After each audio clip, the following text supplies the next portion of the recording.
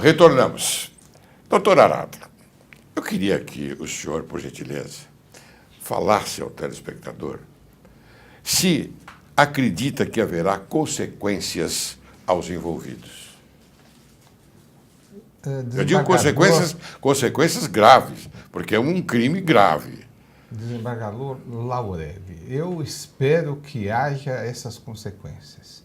Quando do mensalão, muitas pessoas estavam pessimistas quanto a isso.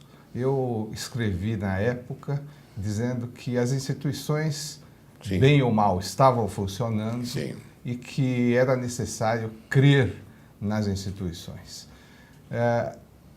Creio que hoje eu diria a mesma coisa. É necessário acreditar nas instituições, claro, e que elas efetivamente funcionem.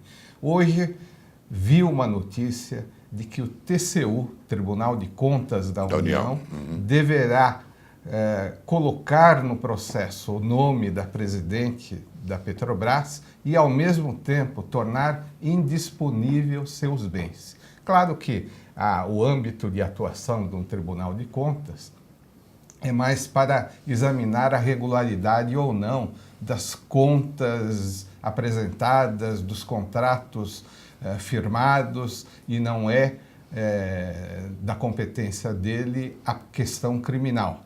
Então, dentro do âmbito institucional do Tribunal de Contas, parece que medidas no âmbito do tribunal já estão sendo tomadas. Creio que, de futuro, em outras instituições, medidas devem ser tomadas também. É claro que não se vai partir para um pré-julgamento. Sim, não. Nós temos, claro, que sempre ter a consciência de que o direito e a Constituição dão a cada indivíduo, a cada cidadão, a ampla defesa. Claro. Então, eles terão a ampla defesa. É constitucional, né? Evidente, o devido processo legal, e vão, então, se defender. Mas, se no âmbito do processo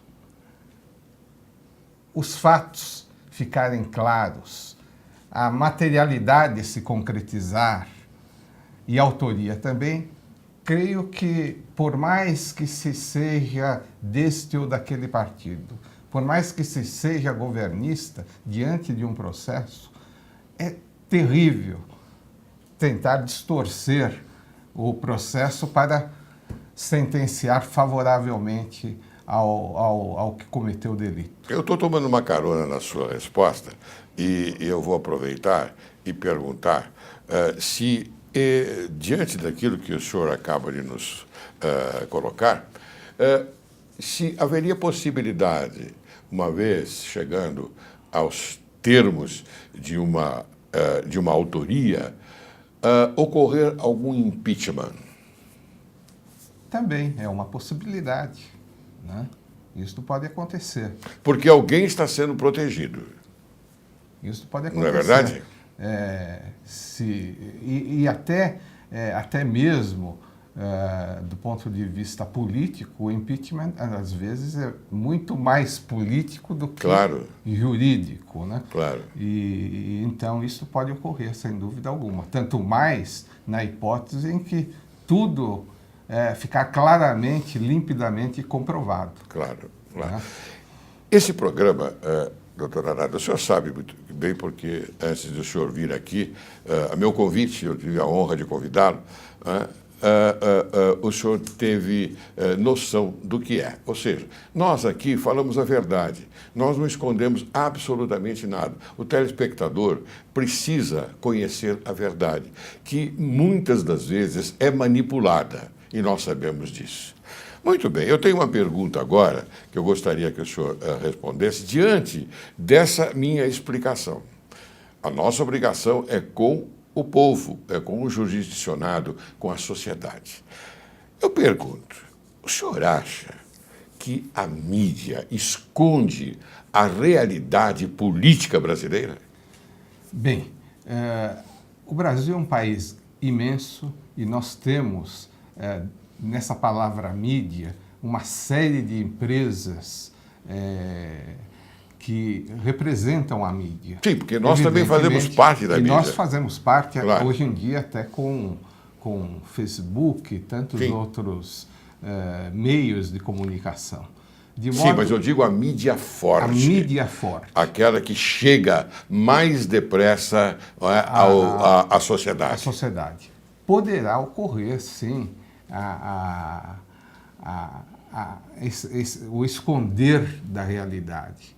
E nós tivemos muitos exemplos no passado de determinado estado, no momento que determinado programa iria ocorrer, um determinado político com muita força nesse estado, quando o programa teve início, a luz, a energia acabou.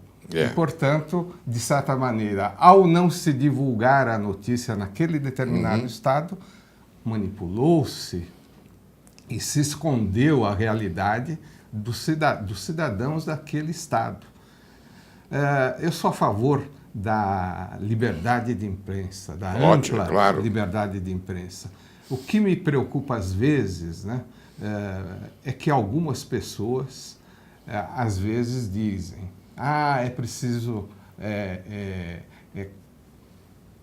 tolher um pouco essa liberdade, porque estão falando demais e vamos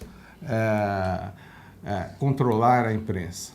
Aliás, o próprio partido que está no poder hoje, várias vezes, tem proposto, e aliás o PNH 3, nele foi proposta a um certo controle da imprensa, sem dúvida alguma. Então, o que eu quero... Inclusive no decreto, não sei, o senhor deve ter tomado conhecimento, o decreto 8.243, o artigo 3º desse decreto é peremptório. Ele manipula, sim, a vontade do povo. Sim, e depois cria toda uma sistemática parecida com os sovietes. Exato. E, ao mesmo tempo, envereda o país para o bolivarianismo e o chamado socialismo do século XXI, que já vimos na Venezuela, no Equador, enfim. É algo preocupante, porque realmente nós estamos caminhando... E algo que, por excelência, nós podemos colocar Cuba. Sem dúvida alguma. E aí, realmente, aí não haverá nenhuma liberdade de imprensa, não haverá liberdade da mídia, e a realidade será totalmente escondida. Vimos há pouco tempo atrás, por ocasião da Copa do Mundo, que, se não me engano, foi a Coreia do Norte. Inventou toda uma série de jogos inexistentes em que a Coreia do Norte ganhava no campeonato mundial. Sim. Mas é algo terrível, né? Então, nós temos que lutar mesmo e desejar que a imprensa possa, como nesse caso ocorreu, se manifestar e a imprensa investigativa apontar os problemas e, se for o caso, colocar o dedo na ferida. Isso é importante. Eu acho também, eu tenho esta convicção, porque o lado forte da imprensa, não é? O lado forte, eu tenho a impressão que se omite o lado forte. Não é? Nós, aqui, somos os patriotas, não é? E diante de um fato como esse, nós estamos conversando para que o povo fique um pouco mais alerta. A nossa obrigação é informar o povo a verdade, aquilo que está acontecendo, e inclusive também dar uma determinada noção da instrumentalidade do processo, de acordo com a autoria, com a materialidade, como nós estamos conversando aqui. Então, essa é a questão. Sem dúvida. E a questão da mídia é importantíssima. Não só no campo político. Me lembro uma vez, jovem, que fui dar uma aula numa capital do norte do país e, de repente, vi umas meninas vestidas de uma maneira total, mais estranha, estranhíssima. Eu nunca havia visto isso em São Paulo e perguntei ao meu colega, mas o que é isso? Aí ele me falou, mas, Cícero, você não está a par da novela das 8? Eu falei, não, é que eu dou aula nesse horário das 8, eu estou dando aulas. Ele falou, pois é, a moda lançada na novela das 8, e que a rigor é uma moda que existe num bairro do Rio, que é Ipanema, mas no resto do Brasil não. E essas meninas assistiram a novela das 8 e já estavam vestidas de acordo a caráter. Com exato, de acordo. E agora, mas essa e a política também influencia muito na essa influência, na claro. Essa é a realidade da influência. Mas vamos prosseguir nesse tema. Então, há uma manipulação do povo pela mídia, né? Por essa mídia, vamos dizer, uma mídia forte. Sim, pode haver sempre uma manipulação, né? E porque era preciso, imagino, num caso como este, que não só 2 ou 3 órgãos da imprensa ou da mídia divulgassem essa matéria, mas que outros também o fizessem. E eu vejo com tristeza que alguma mídia, uma parte dela, ou até talvez uma grande parte, não transmite com sua inteireza esse problema que ora ocorre no país. Muito bem, já que o senhor toca neste ponto, esse problema que ocorre no país, eu me sinto à vontade para perguntar se o senhor acredita na seriedade das pesquisas para as pesquisas eleitorais.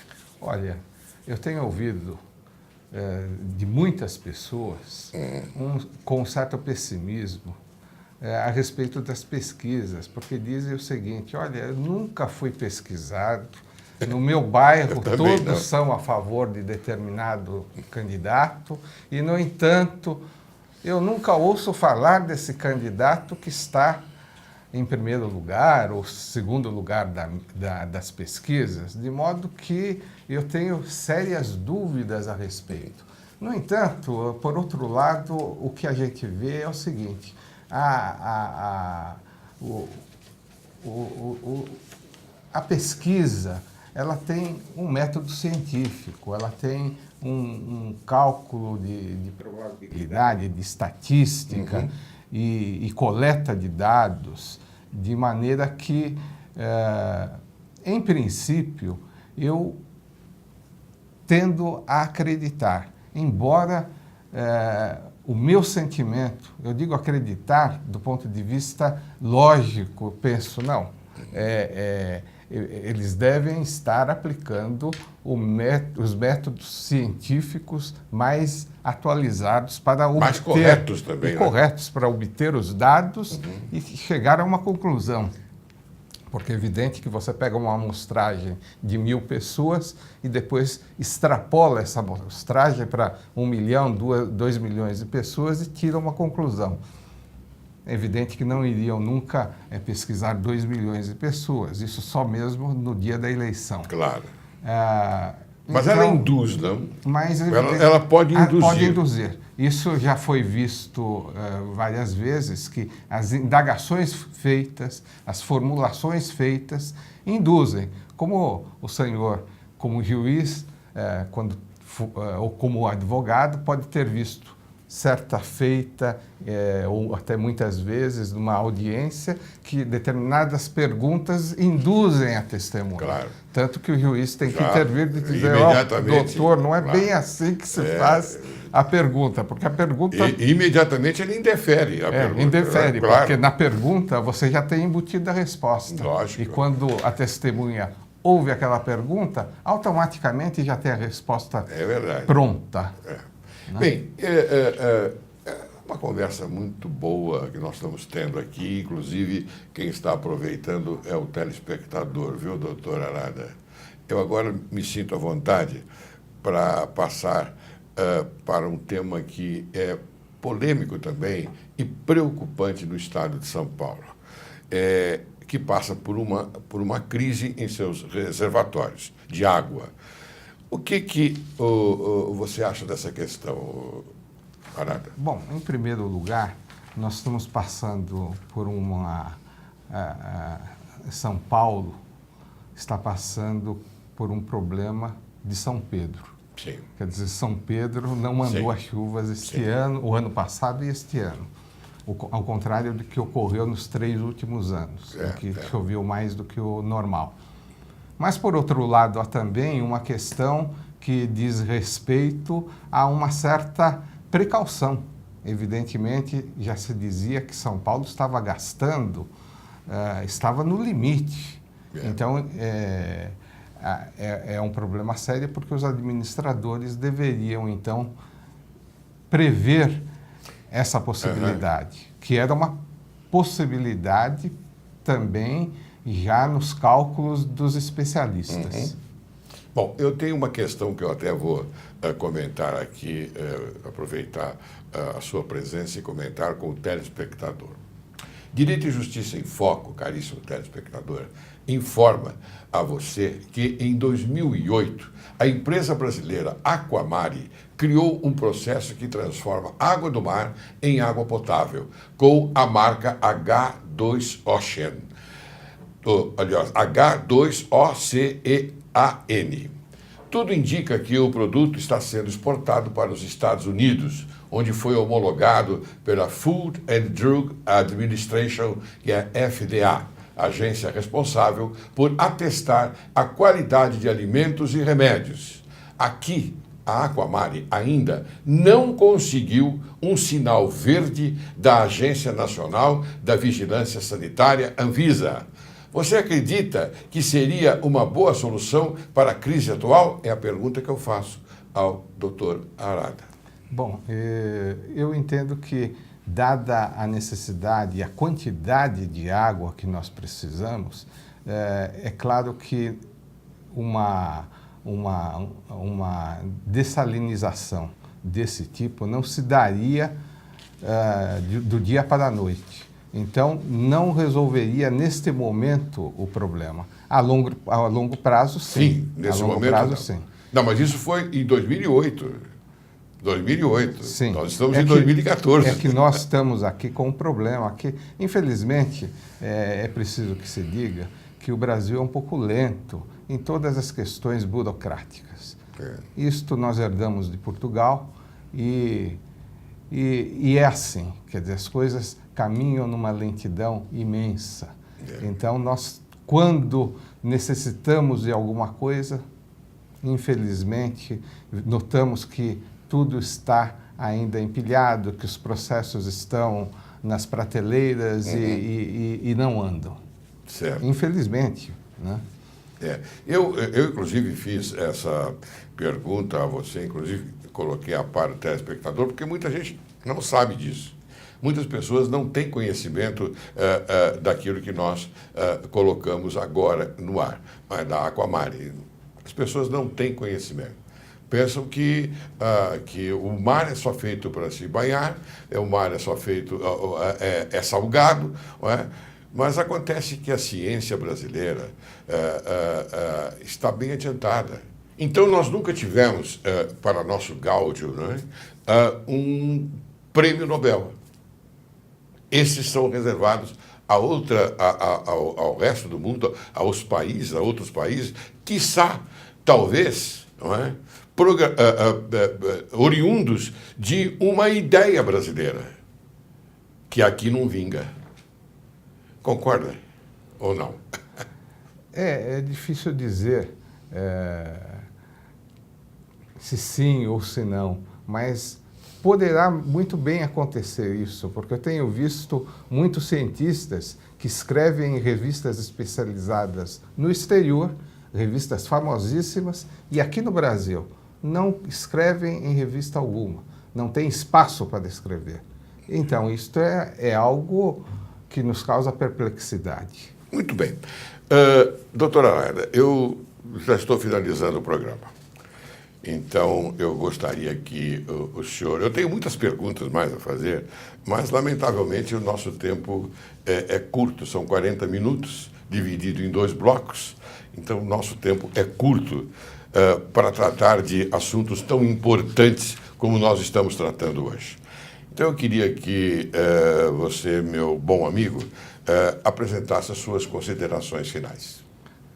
Desembargador Laurelli, eu que agradeço o convite honroso de estar aqui no seu programa, de poder trocar ideias, porque hoje foi mais uma troca de ideias. Foi, exatamente. E de modo que eu creio que dessa nossa conversa, os nossos telespectadores devem ter participado e devem ter se interessado em um ou outro tema, o que me parece muito interessante, e eu fico muito agradecido pelo seu honroso convite. Eu quero agradecer bastante a sua presença aqui no Direito e Justiça em Foco, que é um programa que visa informar bem o telespectador.